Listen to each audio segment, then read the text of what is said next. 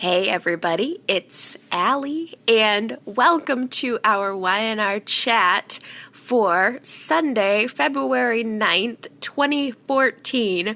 I am totally sick. I have got a fever and runny nose and cough, and I don't feel well at all, but the only thing that has made me feel better all week is just being with my YNR, lying in bed and just watching YNR and letting it all soak in. It was such an important week, and I knew that I needed to talk to you guys about it, but I'm not quite feeling up to the full video chat, so this is just an audio only chat. I'm sorry about that, but gosh, I hate that like my sickness had to coincide with one of the most exciting weeks. I mean, the fallout of everything that happened last week with Billy and Adam has been incredible. The week started out with the explosion of the car at the crash site, and I had to laugh a little bit because Anna had called into my voicemail and mentioned that like the whole week was premised, or the first part of the week was premised on the fact that there was this car crash and some random guy walking through the middle of the woods in Wisconsin in the winter saw this car crash and saw one man walk away. That was the big premise. I had to laugh, like, who's walking around in the woods? Anna had mentioned that, and I'm like, oh my gosh, that's so true. So one man walks away, one man is in the car. Nick and Paul are at the scene, and Nick is gazing into those flames. He knows in his heart he saw somebody still down in that car, and he wants to help. And either way you slice it, one member of his family is in there engulfed in flames, whether it's Billy or Adam, and that was the big question of the week. Is it Billy or Adam? We don't know. Paul is off in the background saying there is absolutely no hope. No one could ever have survived that.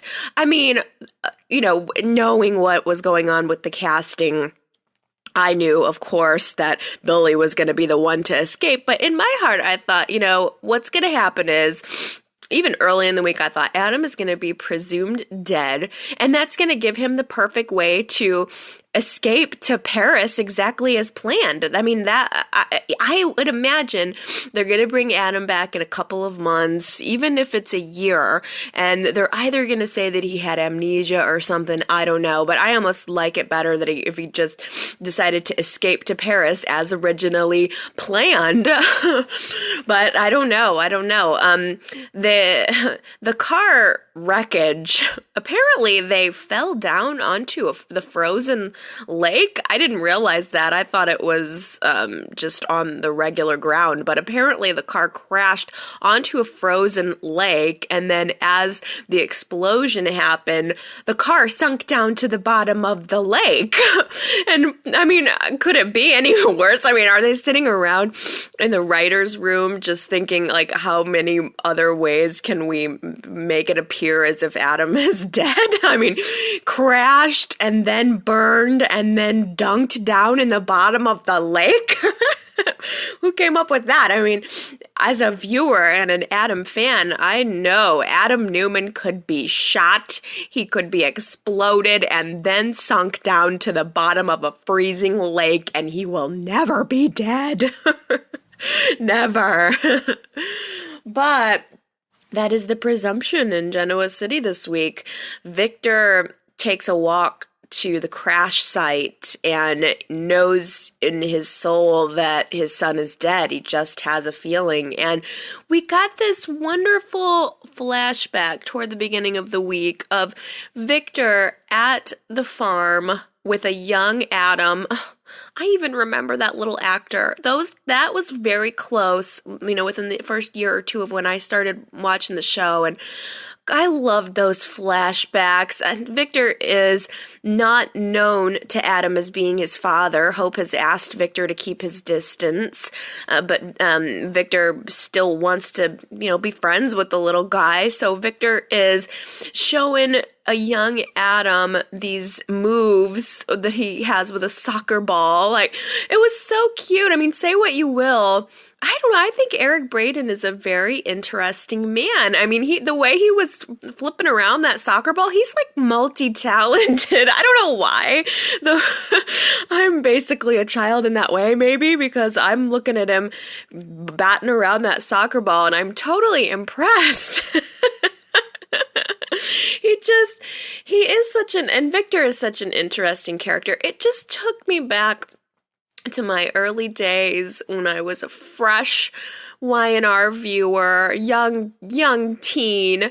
Just look, I would encourage you guys, go back and watch that scene with Victor at the farm, and maybe that would help you understand why I cut Victor the slack that I do, why I remember him as the good guy. I mean, that was a good scene. And also boxing with little Adam and vowing to always take care of him and his mother. I cried. I did. On top of the fact of even the notion that now a character that, was beloved to me, Adam, would be dead. And, then taking me all the way back to the beginning. That was just my sweet spot. I really, really enjoyed that. But now Victor is realizing that his son is dead and realizing that he could have done something to prevent all of this. Last week, Nikki had found out that Victor was the one, or that Victor knew in advance that Adam was the killer and that he didn't come forth to the police. So Nikki and Victor have a sit-down moment this week where even though she's extremely upset with him, she does decide to empathize with him in this moment of losing his son. I mean, she's lost a son and recently regained him, so she's trying to empathize with him, and she knows and is the one to bring up that if Victor had told the truth, Adam might still be alive, and that has to be weighing on Victor's mind in these moments. Thinking that his son is dead. Nikki decides she's not going to tell Nick or Victoria that Victor knew. That's going to really rock. I think it's going to make Nick understandably upset, but that is going to rock Victoria's world. On top of everything else that she's lost with her family, that would be devastating to her to know that her father kept that from her and her husband, grieving their daughter. Now, Jack is another story. Jack is probably going to be dropping that bomb all around town, any place he can within the coming weeks. So I did enjoy and appreciate that there was a little bit of tenderness between Nikki and Victor. Of course, she doesn't miss a chance to jab at him for not being honest about Adam, but boy, during that, seeing her climb up on top of her high horse made me think, well, Nikki, way to be all high and mighty about Victor not telling you the truth. Have you told him about Ian?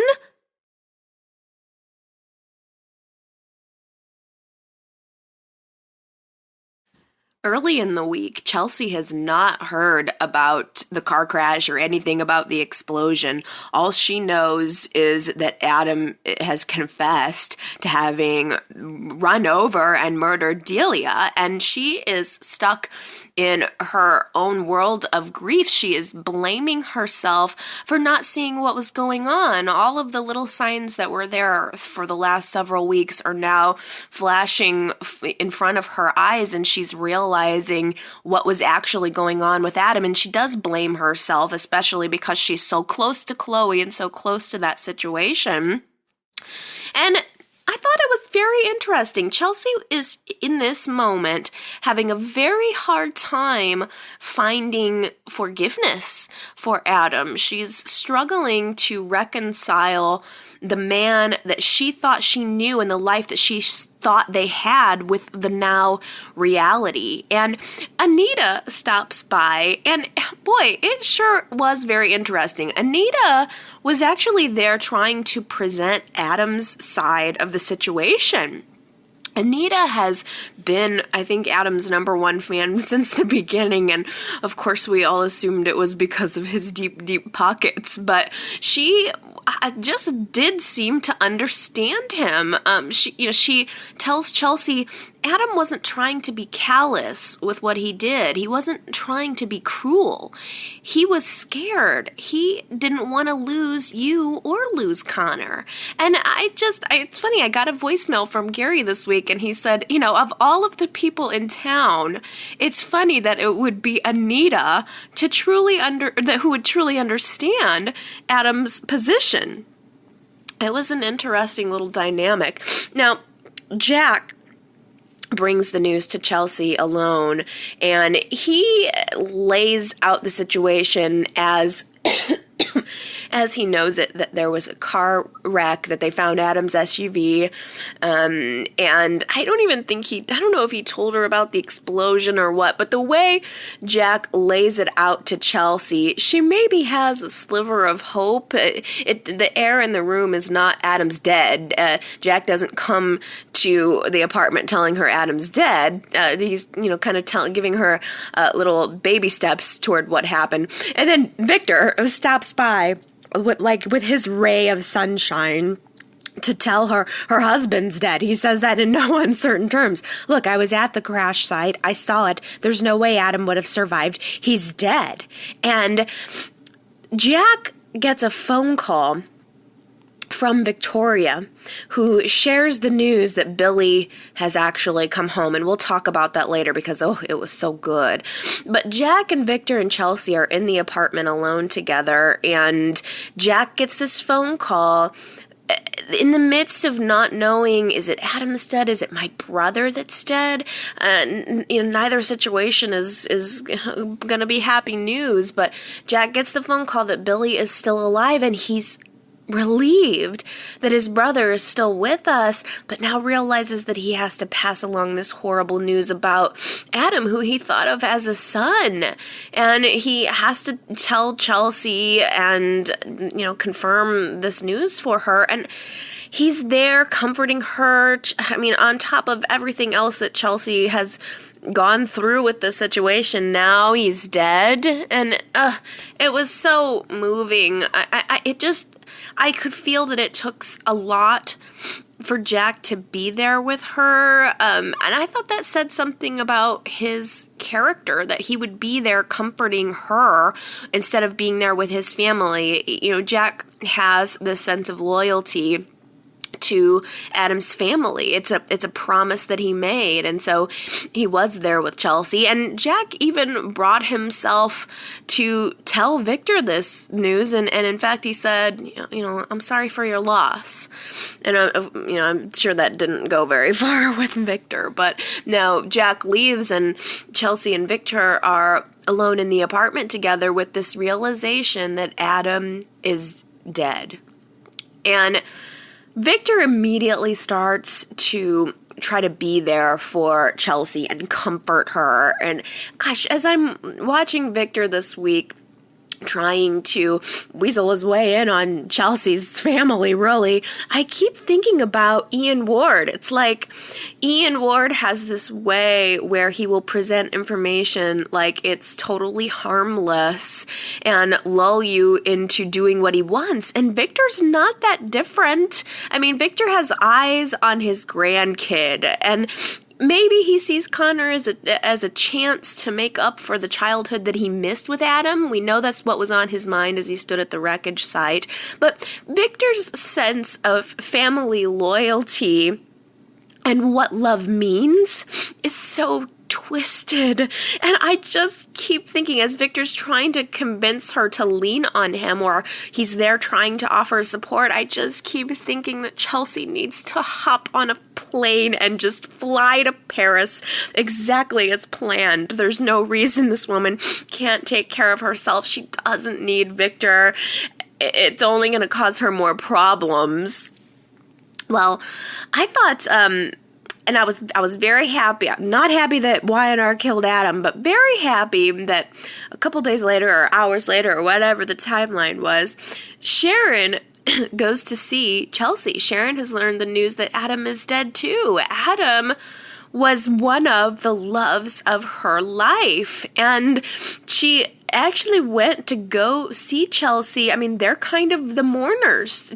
Sharon even said, we're the only ones that are really going to mourn who he was.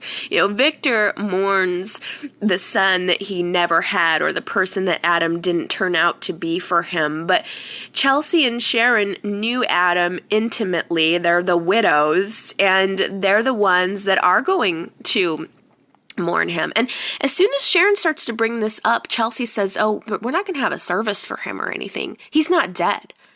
Chelsea is convinced that Adam is not dead. I mean, the police have not found a body. Paul has a team of divers going to the bottom of the lake to try to recover any kind of wreckage from the scene, and he hasn't done that. So Chelsea has had a dream where she saw Adam, and it felt so real. And on top of this, there really is no confirmation that he's dead. Therefore, he's not dead in her mind. And she's right, of course.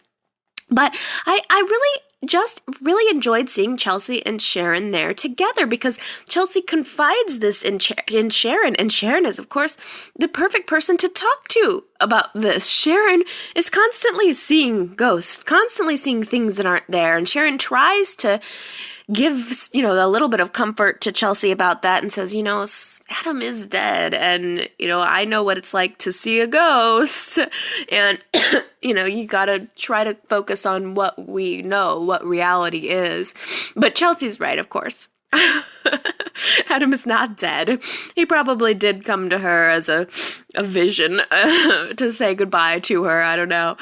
But there's a moment where Connor's crying upstairs, and there's a knock on the door at the same time. And Chelsea sends Sharon upstairs, Sharon offers to go upstairs and check on Connor while Chelsea goes to answer the door, and it's Victor. And Victor, I'm so mad about this. He comes to Chelsea and basically is offering to move her and Connor into the ranch. It's so presumptuous. I don't know why I'm surprised, but Sharon comes down the stairs and hears that this is what Victor is offering, and she rightly gives Chelsea the best advice that she possibly could. You don't want to do this. Don't even entertain the thought of moving to the ranch. This is exactly what Adam didn't want for you. This is exactly what he was fighting against till his very last moment.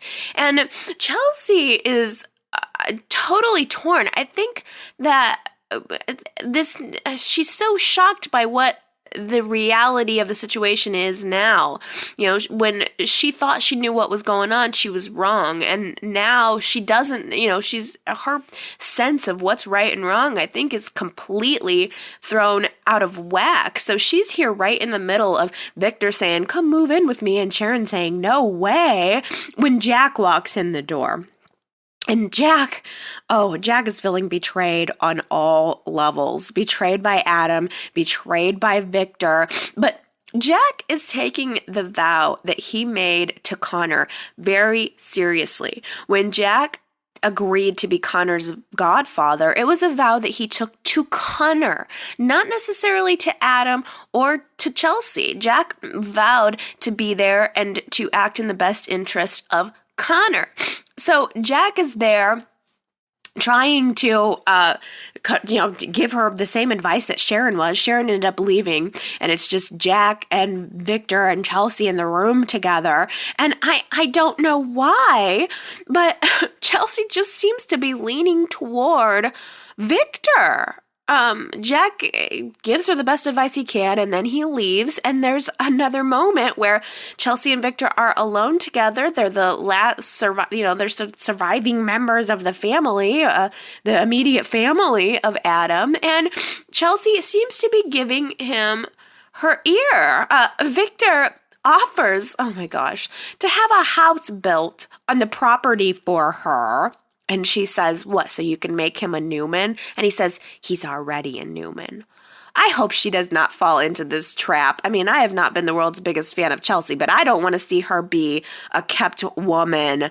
Ugh, there's something so mobbish about that. Like a kept woman just so Victor can have his grandchild. There's something so completely not right about that. Does she really want to have the same fate as Sharon? She's going to end up exactly like Sharon.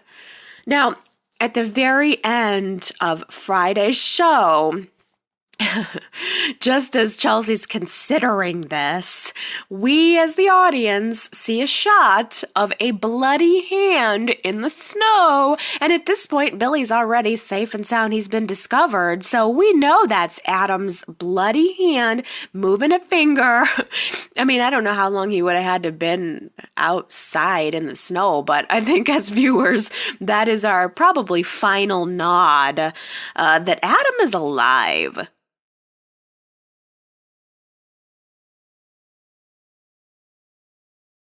Well, let's back up a little bit. Now, before Billy got discovered, Victoria is at home wondering where her husband is. Chloe shows up. She now knows Adam is the hit-and-run driver, but that's about all she knows at this point in the story. And Victoria shares with Chloe that she's concerned Billy may have gotten his gun and may have decided to take the matter into his own hands.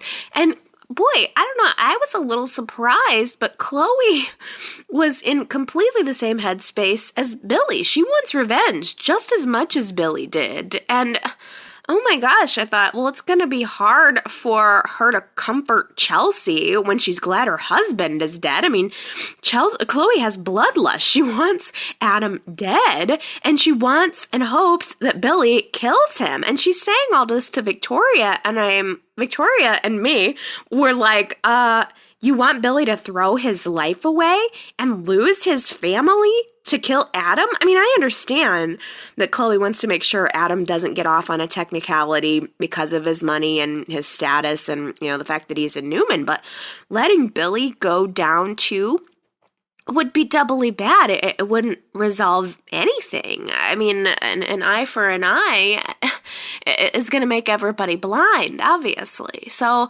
Nick has to come to Victoria's house and tell her about the explosion. And again, one man survived, they know. One man didn't. The presumption is from the random guy wandering around in the woods said one guy got away. Nick, with his own eyes, saw one man in the car. And the police bring a watch from the crime scene back to the police station, and Paul believes it belongs to the man in the SUV. Jack is there at the police station at the same time. He recognizes it. Now, all of a sudden, there's two knocks at the door. One is Jack going to Chelsea, and the other is New Billy. New Billy, bloody, frostbitten, falling on the door, but alive. The music swells up just as we hear Peter Bergman do the voiceover. The role of Billy is now being played by David Tom. And I just got chills. I did. All week I think, could there be a more perfect recast? David Tom even looks like him. I mean, and let's not forget, Billy Miller was David Tom's recast. He was his recast. So they knew what they were doing when they recast to Billy Miller. So, I mean, they look alike. There were so many times during the week where I just thought, they even sound alike. They even have cadence, the same cadence. I'm telling you guys, I'm dying to know how you're feeling about the David Tom so far. I mean, what a hard thing it would be. I mean, Billy Miller popularized that role, I'm sure. Well, I don't know. That's hard to say because Billy and Mac, Billy, when David Tom was on the show originally, he was not some nobody. I mean, he was involved in one of, a very, very big and very popular couple on the show. I mean, he was very big and very good in his role, but I guess, Billy Miller had popularized it modernly. So it was, I'm sure, very difficult to recast that role. And I really want to know how you guys feel about the recast so far. Are you happy with David Tom's performance? What are you thinking? Where are you at? Please be sure to contact me. Let me know. I think that's a really good question for this week. For me, it's totally seamless. I just feel like not a day has even passed. I totally accept him as Billy. And again, I'm sure because I remember the actor. If you don't remember the actor, I can understand how that would be, difficult to accept. But I really think it's going to be okay, you guys. Oh my gosh. It'll be okay. So anyway, yes, the watch indicated to Jack that Adam was the one that died. He went off to Chelsea, but now Paul shows up, realizing that, Billy was supposedly the man who walked away, the one man who walked away. And Paul has a lot of questions for Billy. I mean, Billy's all bloody and Victoria's so happy to see him, but he's laying on the couch and Paul comes by. He wants answers. And Billy begins to recount the entire story to he and Victoria, and he's being very honest about everything, including the gun. And I thought, well, he needs a lawyer. He really needs a lawyer for this confession. I mean, Paul will press charges. Paul will press charges against Billy in a heartbeat. I think Paul would press charges against his own mother at this point.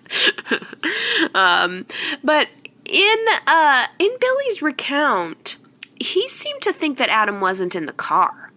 That was the thing that struck me. It seemed like Billy thought that Adam was not in the car. And Paul has to tell Billy that Adam is dead. He didn't survive. And I don't know, Billy just is not seeming to understand. He's not really able to put the pieces together. They end up taking him to the hospital. And by the way, Jill came to visit. I thought it was wonderful. It was so good to see them together again. They even did a flashback showing, the original David Tom. I mean, showing viewers that don't know he's not just somebody they pulled in off the street. David Tom has history with this show, and I love that they showed that flashback of him and Jill, and kind of reigniting that fact that Jill feels guilty for not being there for him. And here it is again.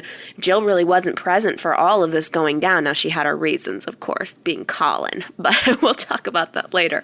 I loved seeing the first interaction between the new Billy and Jill. Loved seeing Jack come to the hospital to see him.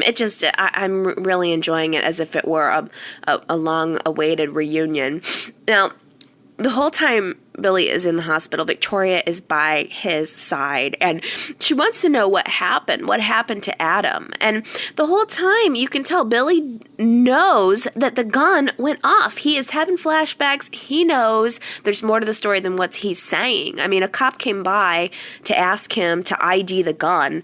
Apparently they were able to recover the gun from the car that has been crashed, exploded, and gone to the bottom of the lake, but they weren't able to recover any body. They're still assuming Adam's dead, even though they have no body. Like, apparently a body couldn't survive that blast, but a gun could. Well, the cop brings by this gun.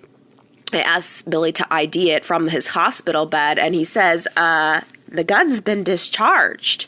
Reveals that little piece of information. So, no body and a discharged gun makes it look like Billy killed Adam and then, stashed the body or did something to the body, or that Adam was dead before the car crash, or that Billy shot him before the car went off the road. So there's way, way more to this story that Billy is not being forthright about. And I wonder if Billy knows in his heart that Adam's not, really dead.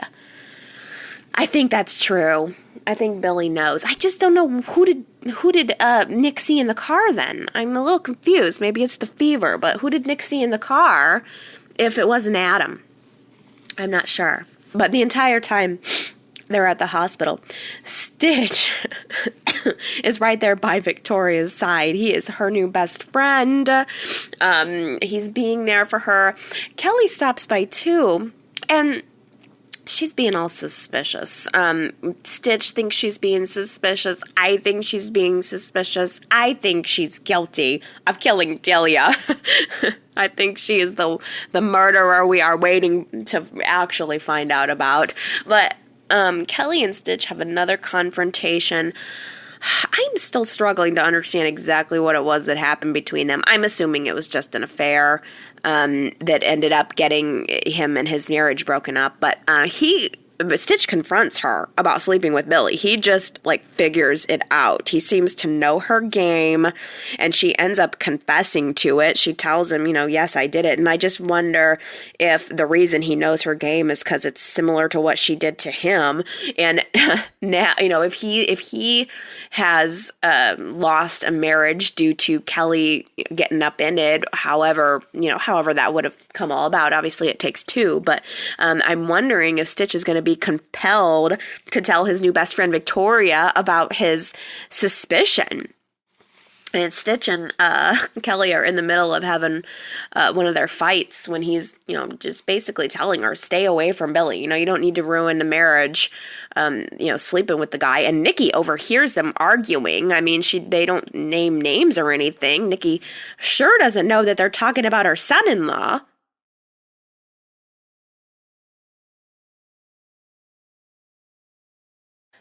Chloe had the same feeling that Billy did when she found out about Adam. I mean, now that we know the truth, and especially now that Adam is dead, why don't I feel any better? It's just rage on top of rage. And meanwhile, Lily and Devon, Kelly and Victoria, they're all going around trying to work on this Delia project, but Chloe is not about to have it. There's a scene at the Chancellor Mansion where Lily and Kane come by and they want to talk about the Delia project, and Chloe's like, oh, no, we're going to cancel that. I mean, we're not going to keep going with the Delia project when Adam funded it, when her killer funded it. And Chloe sees it as blood money. It was, that foundation was started because Adam wanted, in her opinion, to try to buy his way out of the situation, or, to try to, buy away his guilt. And I mean, I can understand that. I can understand why Chloe wouldn't want to pursue that. And luckily, for her and for the project and for the good, Devon steps in, Mr. Big Bucks, and he makes it new. He says, you know what? Forget it. Let's start a new foundation. We'll give it a new name, and I will fund it. He was going to put up $1 million for Delia's, the capture of or information about her killer anyway in the first place, and that never panned out. So why not let him put up the money for this? I mean, Devon, I'm sorry, this is a tangent, but he is so boring to me. I mean, there's so much opportunity for him to be so much better, but he is just such a snooze fest for me. I mean, does he have any personality? You know what we need? We need for Devon to do something wrong. If Devon would do something wrong, maybe I could find a way to connect in with him somehow, but he's so bland to me right now, and I want to like him. I don't get it. I mean, he's a billionaire. He could be doing more than buying the athletic club. Ugh, who cares? Oh, no. Whatever. I think that Devon stepping in and funding the Delia Project Foundation is not only a good idea on Delia's behalf, but I think it's a good use of Catherine's fortune. I do think that Catherine would want that.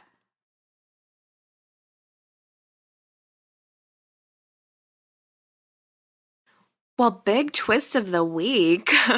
Out of nowhere, Jill shows up at the Chancellor Mansion with Colin on her arm. I mean, everybody is slack-jawed. Kane is slack-jawed. I'm totally confused. I'm like, how did we get here? Was it Wednesday's show, the beginning of Wednesday's show?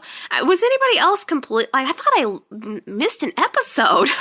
It was bizarre. Jill and Colin stroll right into the Chancellor Mansion and front of Kane, Lily, gosh, I can't remember who else was there, Esther, and she introduces Colin as her husband. What? I was just absolutely shocked at this.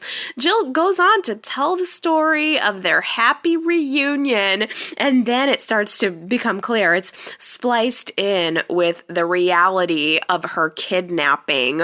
She loathes him. He loves her.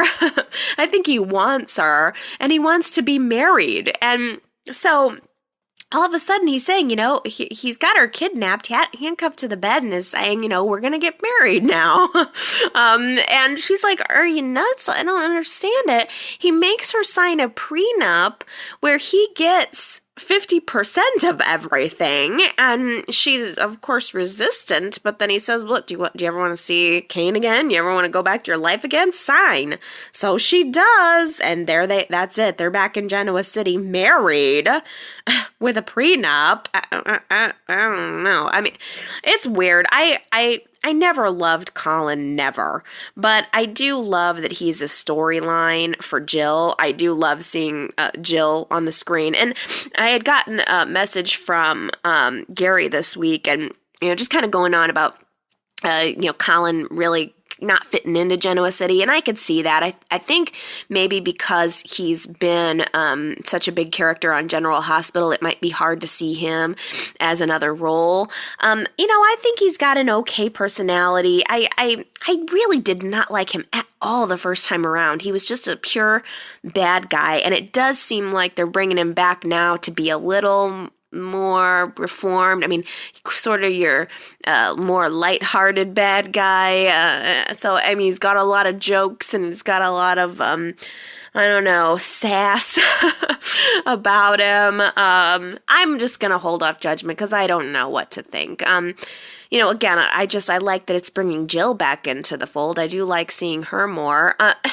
She's not rolling in money the way she once was. So I keep thinking, why does he even care about her getting her 50% of her assets? Well, she does have a peculiar little music box that is somewhat of a mystery. They showed a scene of him holding the music box in his hands. Kane is not happy that his father is back in town. In fact, the second they get a moment alone together, Kane punches him in the stomach. And who could blame him? The man tried to kidnap the twins and take them off to Australia. Yeah, I would say Kane has a reason to be upset. He should continue to be upset and continue to fight this. Kane thinks that he's after Devon's fortune, but it is all about that music box. Jill is trying to fight back through the legal venue. She calls Leslie and wants to have Colin deported, wants to find a way to annul the marriage, have him deported. But Leslie reveals that Colin is actually legally out of jail, legally in this country, so there's really nothing she can do. Jill thinks her very last option would be to have the marriage annulled since she hasn't consummated it. Then as soon as she gets home, Colin tells him she wants to have this annulment. Colin starts to lead her to believe that he has the answer she's looking for about that box. Saying, Catherine told me what the story was about this box. Now, do you want to sit in perpetuity and wonder what it was that Catherine's last wish was for you? Or do you want me to help you? So he's kind of blackmailing her into it for information, and she caves, of course. No more annulment on the table after that. He says, well, I'll tell you everything, but first let's have dinner. And then next time it's going to be, well, I'll tell you everything, but first let's have sex. He's totally using it as, he's totally using the music. I don't think he knows a thing about the music box. He might be just using it completely as a way to get whatever it is he wants. And it seems like he just wants sex with her as the cherry on top.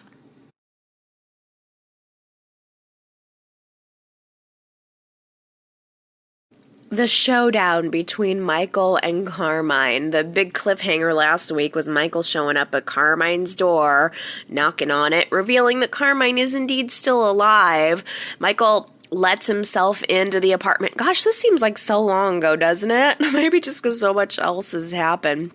But Michael strolls into the apartment and he lays it all on the line. Here's how I figured out that you were still alive. And the last puzzle piece was the fingerprints on the bath salts that we never saw. I mean, Y&R just feels like they just threw together this wrap up. I mean, did they? I don't know. It wasn't laid out very well.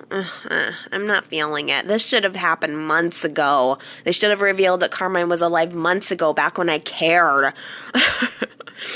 But Carmine does reveal that he has immunity from being charged with any crimes that he's committed against the Baldwin family in exchange for his testimony against Womack. And now here's where it starts to get interesting.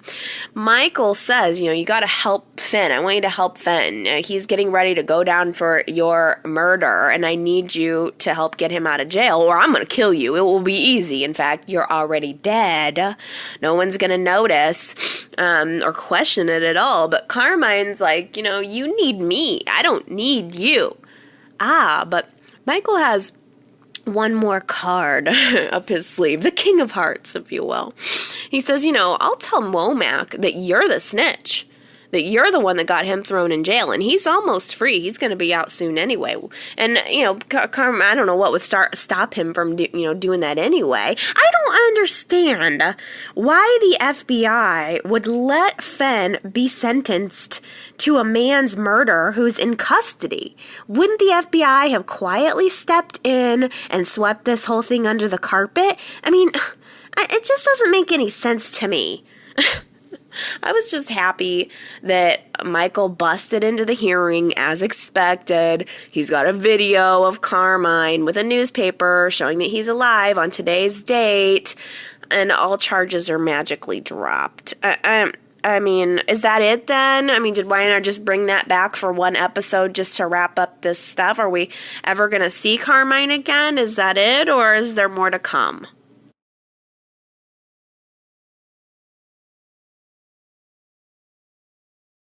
Noah sees Courtney off in a dark corner of our Chancellor Park, besmirching Catherine's name by having drugs dealt in her park. Or is that part of Chancellor Park? I don't know.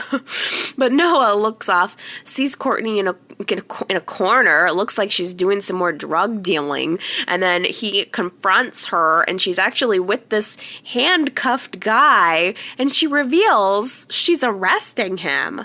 Courtney's a cop. This is her big revelation. I'm a cop. Well, I don't know. I didn't see that coming. I don't know why, but all of a sudden she's a cop, and there's like a difference even in the way she walks. Did you guys notice, like, now that she's revealed it, she's strutting around. She's got a difference in the way she walks. She reveals she works with Alex. From point one, I guess she was pretending to be a high school student. She went to the police academy before even coming into town, and they put her on this drug beat because she looks really young, and they thought she could pull it off. Are you guys buying it? Maybe it's because I'm sick. I'm not feeling it that much. I don't know. At least it's over. At least it's out there. All right, fine. She's a cop. I'll deal with it.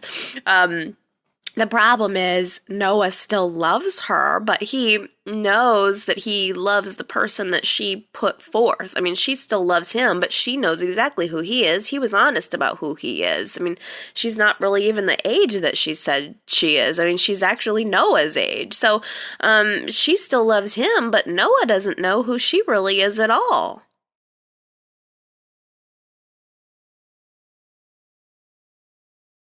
It's weird seeing Summer talk about Adam, isn't it? Knowing what happened with Michael Mooney and Hunter King and the allegation anyway. Well, yes, of course, the allegation. It's just weird hearing Summer go on about, Adam and what he did. And it's just not sitting good with me, that one.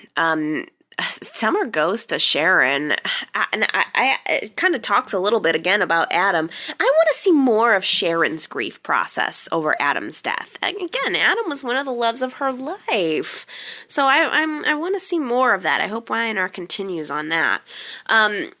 Summer goes to Sharon and also tells her, she doesn't feel like she's right for modeling. She quits her job essentially, but thanks Sharon profusely for being there for her and wants to try to continue to have their relationship. Summer started to look up to Sharon as if she were a mother figure, and after Summer leaves, there's this, again, weird scene where Sharon sees Cassie in the living room, and it's a little different this time. I don't know. She reaches out, touches Cassie, and is able to feel her.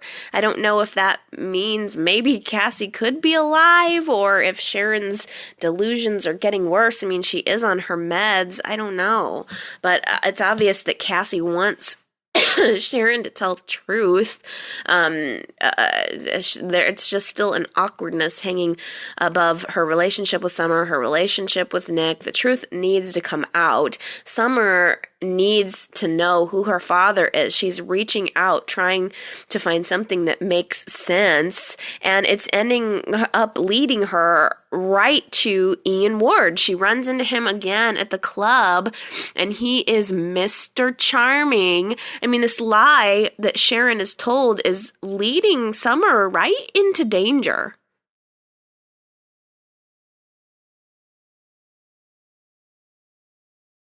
Nick goes to check on Nikki, and she is very distressed, and of course he thinks it's about Adam and everything that's happened with his death. She has a fainting spell and has to confide that Ian Ward, Dylan's father, is in town and that he's been to see her, which makes Nick ready to punch things. He blames Dylan for opening this can of worms. Of course, he goes to see Dylan and Avery, who are in her apartment together. Avery is really kicking herself over not being able to do something about Adam. She had the confession tape. She feels like she should have just watched it, and maybe she could have helped prevent what happened. Her and Adam were friends, and so she's, got her own grief process to go through. But Nick shows up at the door. And boy, I thought he was just going to lay into Dylan. I think Dylan expected to maybe get a punch, but this time Nick seems to actually want to help.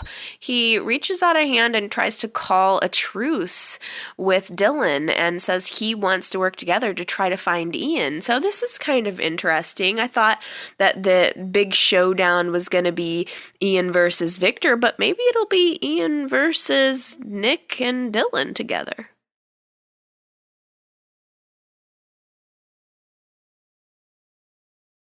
Abby is so tired of Mariah butting up in her life that she calls Mariah and asks for a meeting, says, let's have it out and, come here unless you're chicken, meet me at the coffee house. Let's, don't just be a shadowy figure. Confront me if you want to. And Abby and Tyler are there. Tyler doesn't know anything about this, so it seems.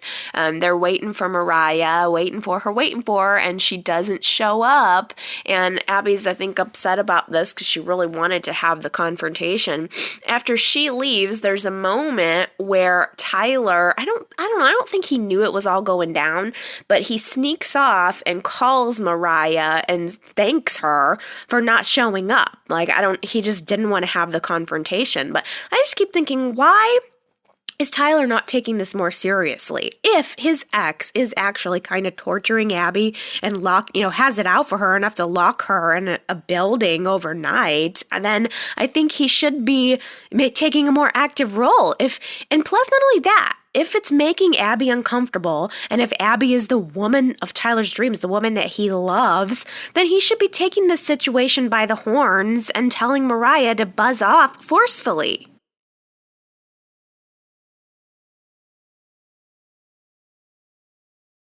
Oh, Leslie forgets about a meeting with the wedding planner and is leaving Neil to sit there with the wedding planner alone, picking out themes and swatches, which is not Neil's forte. It's weird.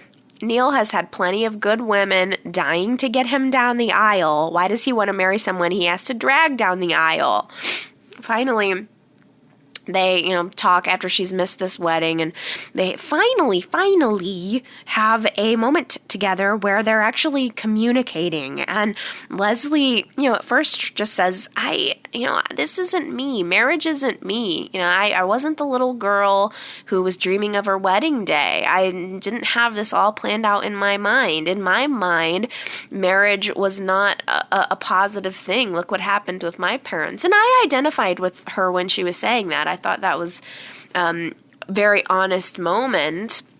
Neil calls her out and, says, I think it's that you just don't want to marry me.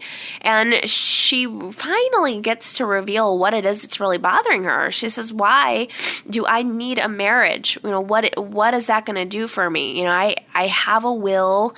I feel committed to you. And again, I do get where she's coming from. I at the same time, I also liked Neil's point that, let's not say that it's just a piece of paper and it doesn't mean anything. There are people who have to fight so hard for the right to be married, and here you're just, don't make it sound like it's nothing. So, I enjoyed the conversation. I enjoyed the argument. I enjoyed them finally having it out. I think what we have here is two people who love each other, but just have not communicated about what that means. I almost cried as Leslie pled her case. She loves Neil, she wants to be with him, but she just is not comfortable with the idea of marriage. And, I think and I know there are a lot of couples who are in committed, loving, long-term relationships without marriage. The question is that going to be acceptable to Neil?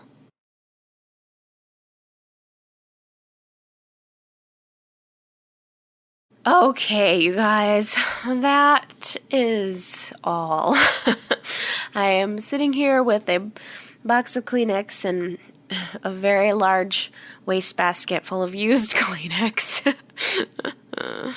I am so tired. I'm going to go to bed now. I hope I've done this week's stories justice. I probably haven't. I know it was a big week and I really, really wanted to talk about it, but I don't know how good I did. Why don't you guys feedback? Let me know how you think about this week's show. That'll cheer me up as I get over my illness. I would love to hear from you, so don't be shy. I do hope that I'm able to be back next week, and I'm sure I will be.